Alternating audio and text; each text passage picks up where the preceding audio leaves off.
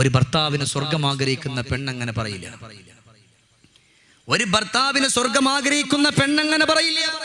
ബഹുമാനപ്പെട്ട അബൂബക്കറിന് സിദ്ദീഖ് റളിയല്ലാഹു അൻഹു പെട്ടെന്ന് പറയട്ടെ, സിദ്ദീഖ് റളിയല്ലാഹു അൻഹു, യാ അല്ലാഹ്, വീട്ടിന്റെ മുമ്പിൽ ഇരിക്കുമ്പോഴാണ് ഒരു സ്വഹാബി ഓടി വരുന്നത്. ഓടി വന്നിട്ട് അബൂബക്കർ തങ്ങളുടെ മുമ്പിൽ വന്നങ്ങ് നിന്നു. ഫബക്കാ ബുകാൻ ശദീദാ, വല്ലാതങ്ങ് കരയുകയാണ്. കരഞ്ഞിട്ട് ശ്വാസം കിട്ടാതെ വരുമ്പോ സിദ്ദീഖ് അക്ബർ തങ്ങൾ കടന്നു പോവുകയാണ്. തട്ടിയിട്ട് വിളിക്കുന്നു, മോനെ, എന്തേ നിനക്ക് പറ്റിപ്പോയത്? അവിടെന്ന് പറയുന്ന, അബൂബക്കറേ, എന്റെ ഭാര്യ എന്റെ ഉമ്മയെ കാണാൻ പോകുന്നതില്, എന്റെ ബാപ്പയെ കാണാൻ പോകുന്നതില്, അവർക്ക് ഞാൻ ഹദിയ കൊടുക്കുന്നതില് എന്റെ പെണ്ണിന് വിരോധമാണ് സിദ്ദീഖ് തങ്ങളെ. എന്റെ ഉമ്മ പാപമല്ലേ, എന്റെ ബാപ്പ പാപമല്ലേ? അവരെന്നെ എത്ര സ്നേഹം തന്നതാണ്, അവരെന്നെ എത്ര പോറ്റി വളർത്തിയവരാണ്, അവരെനിക്ക് എത്ര സന്തോഷം തന്നവരാണ്. അതുകൊണ്ട് സിദ്ദീഖ് അക്ബർ തങ്ങളെ, ഒരു ദിവസം കാണും ഞാന് എന്റെ ഉമ്മയെ കാണാന് ബാപ്പയെ കാണാന് കടന്നു പോയാ എന്റെ പെണ്ണിനെന്നോട് പിണക്കമാ. എന്റെ മക്കളോട് പോലും ഉപ്പയോട് മിണ്ടണ്ടാന്ന് പറഞ്ഞിട്ടിരിക്കുന്നൊരു സ്വഭാവം ഉണ്ട് തങ്ങളെ. എനിക്കതുകൊണ്ട് സഹിക്കാ കഴിയുന്നില്ലെന്ന് പറയുമ്പോൾ അബൂബക്കർ സിദ്ദീഖ് റളിയല്ലാഹു അൻഹു എല്ലാവരെയും വിളിക്കാൻ ഓർഡർ ചെയ്യുകയാണ്. പ്രിയപ്പെട്ട സ്വഹാബത്തിനെ വിളിച്ചു, ഭാര്യമാരെ വിളിച്ചു, എല്ലാവരെയും വിളിച്ചിരുത്തിയിട്ട് അബൂബക്കർ സിദ്ദീഖ് റളിയല്ലാഹു അൻഹു ഒരു പ്രഭാഷണം നടത്തുകയാണ്. ഒരു പ്രഭാഷണം നടത്തുകയാ. എന്താ പ്രഭാഷണമെന്നറിയോ? നിങ്ങളുടെ സ്വർഗം നിങ്ങളുടെ ഉമ്മയാ, സ്വർഗത്തിന്റെ കവാടങ്ങൾ നിങ്ങളുടെ ബാപ്പയാ. ഉമ്മമാരെ, സഹോദരിമാരെ, നിങ്ങളുടെ സ്വർഗം നിങ്ങളുടെ ഭർത്താവാ, അവരുടെ പൊരുത്തത്തിലാ നിങ്ങളുടെ സ്വർഗം.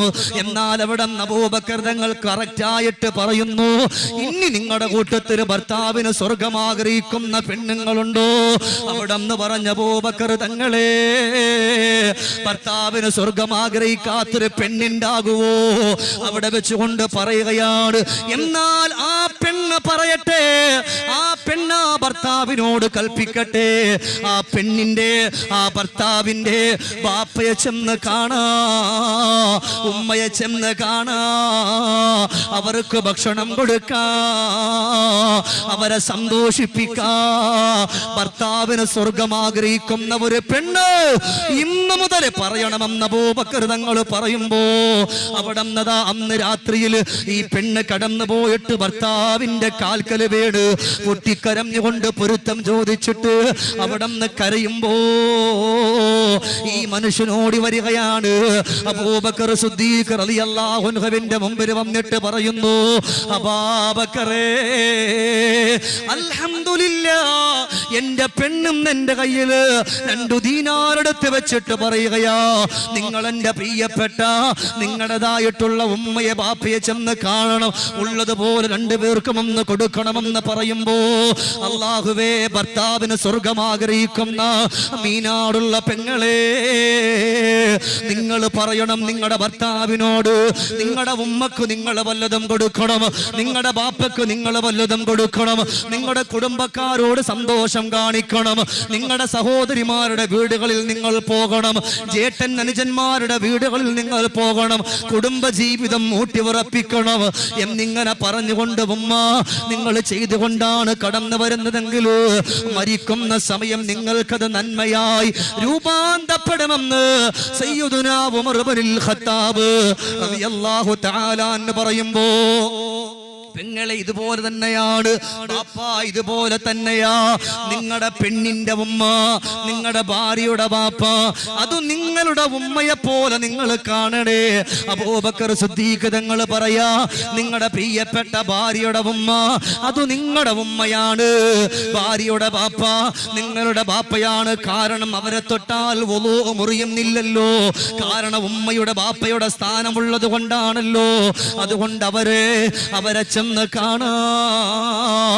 നിങ്ങളുടെ ഭാര്യമാർക്ക് അനുവാദം കൊടുക്കണേ സയ്യിദുനാ അബൂബക്കറിൻ സിദ്ദീഖ്.